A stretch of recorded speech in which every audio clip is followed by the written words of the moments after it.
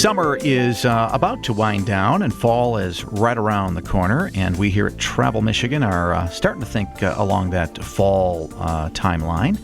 So it's time to start thinking about cider mills. I'm Dave Lorenz, along with Michelle Benash on Travel Michigan. And Michelle, who are we going to talk to? We are talking with Mike Titus, who is the owner of Yates Cider Mill. And not only is Yates Cider Mill one of the great cider mills we have across the state, and this one, and they're based in Rochester Hills, but they are also this year celebrating their 150th anniversary. So they've been around for a while. So Mike, welcome to the show. Well, thank you. It's good to be here. So let's start with the big question. 150 years is a long time to be in operation. How have you guys, what do you think has made you guys stick around for that long? Survive. Yeah. Yeah, that's a great question. Over the course of the last 150 years, a lot of things have changed around us, and it's interesting to think back to 1863 and where the world was then. The Civil War, it started in 1861, so it was just a couple of years after that the Yates Mill was started. William and Carolyn Yates moved from New York State and started things up here. So is that a family relative, or did you come into the business, from purchasing the business? Well, there were actually three Yates generations, William, Frank, and Harry Yates. And Harry and my wife's grandpa, Charles Posey, were friends, and so there was an overlap there of about 20 years where they worked together here at the mill. And Charles eventually bought the mill in 1959, and then his son took over, and then my wife and I took over after that. So we're the sixth generation. Wow. So it's in essence a family. Yeah, it is. Yeah, business. yeah, and actually there is a marriage relationship there too between the Poseys and the Yates back in the early 1900s too. So there's a relationship there. Well, that seems really cool when families are keeping businesses for a long time and continuing the business at least to some degree as it was. Cider Mill, 150 years old. I'm sure the business has changed tremendously since the very beginning. Tell us what they did back then and what you do today that might be different. Sure, yeah. Back actually in its early days, the cider mill was a grist mill, sawmill actually originally, and then they ground grain. That's called a grist mill. And it wasn't until 1876 that they began. That's our earliest record of pressing cider. So there was, that came from a demand. There was a need at that time. The surrounding community was made up of small farms and orchards, and so William Yates saw the need for a cider press, and because they already had water power from the river, it was a good transition for them. So, yeah, they saw the need for that for cider pressing, and that's when that began. And then from there, it's really transitioned over the next 100 years into more of a retail business as the community grew into less of a rural and more of a suburban community. Do you have any idea that if it would have been a big operation way back then, would they have been, pressing a lot of apples and such, to feed an entire community, or was it a pretty competitive business that, there was a cider mill in every corner, so to speak? There were a lot of smaller mills, but we were one of the bigger mills even early on. A lot of the local farmers brought their loads of apples in the fall for custom pressing. And so I know that it was a big part of the community and a major hub for that purpose. When people come to Yates Cider Mill today, are there any displays or can they learn about the history? I think that's just really kind of cool whenever I go to places. Yeah, actually at our front entrance there's sort of we're actually going to put up a more formal timeline that shows sort of the evolution of the business over the years, and it's really a neat pictorial that highlights not only the history of the mill, but kind of parallels the history of the community and also the country, and where the landmarks of time compare. Like, for instance, the light bulb in 1876 was when Alexander Graham Bell, the telephone was invented in 1876, and that's the year we started pressing cider. So those parallels are kind of neat to give people a frame of reference on the time. And so you guys are opening August 19th, which is just literally right around the corner.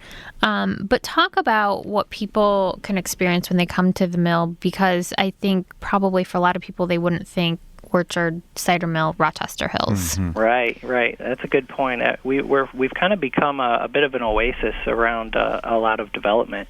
But really, we're sort of a gem in that way, because the surrounding area of the mill is a park, and so there's a lot of trails to walk. Bloomer State Park is right next to us across the river. Rochester has a city park across the street from us, and then Shelby Township has a wooded parkway just behind us. So there's a lot of opportunity for people to kind of get away and enjoy a little, like I said, oasis away from the busyness and craziness that can be the day-to-day of a lot of people's lives. So there's a lot of things to do, and the mill is really a unique spot. It actually says Yates Cider Mill Unique on the side of the building. It has for years, and because there's a lot of unique characteristics about it that maybe separates it from other mills and other places to come. In which way? Well, for instance, we still press with water power. That's something that a lot of people don't realize, but we maintain that the dam that creates the mill race that actually runs right through the mill, and it runs through a turbine that was put in when the building was built, and it's the same turbine that powers our press that it did for the last really 100 years. Well, that gets some pretty good fuel. I guess mileage, so to speak, when you're using water. Yeah, it's great. It is a lot of work to keep up. Water is a powerful thing, and there's always things to maintain. But it's really a big deal for us to maintain that heritage that we have. What a great thing to teach kids how an industry was, and in your case still is operating. Yeah, it's definitely a unique thing. In fact, I'm not sure where else in the country there's a cider mill that runs on water power still. There used to be, a lot of them, but over the years they've gone by the wayside. So it's something that we think is important, and it's our heritage is really important to us, and we try to display that in every way we can.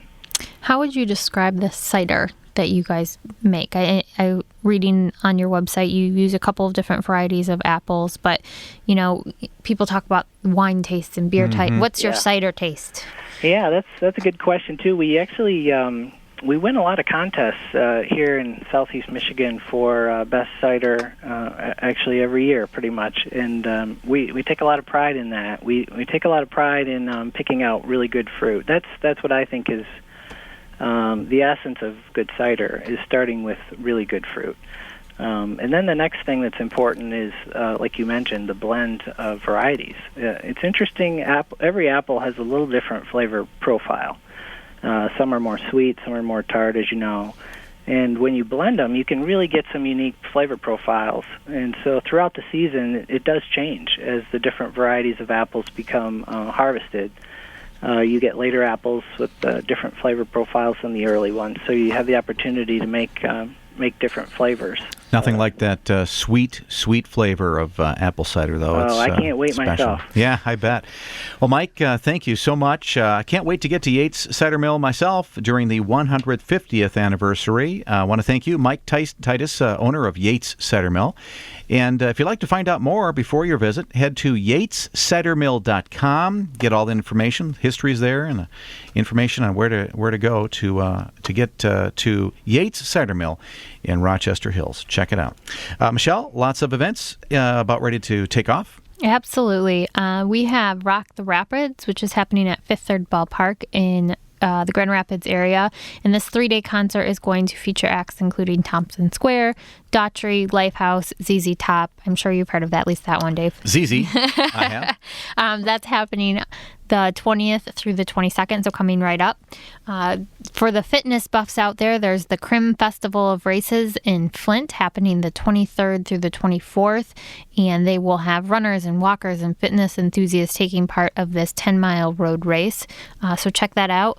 Porcupine Music Festival is happening August 23rd through the 25th. 41 separate acts on 3 outdoor stages. And similar, we've got the Blissfield Bluegrass on the River, which is happening August 24th in, of course, Blissfield, Michigan. It's a full day of free bluegrass music.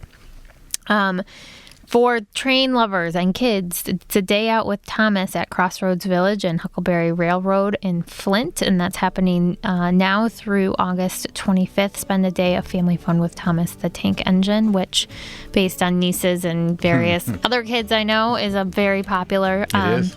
But there is just so much happening. Even though we're going into fall, there's still a lot of great summer activities. Check out Michigan.org to find out what's happening now and what's happening in the next couple months. Absolutely.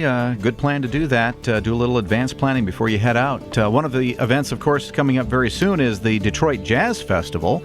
Real highlight. We're going to tell you about that next, right here on Travel Michigan, where your trip begins at Michigan.org.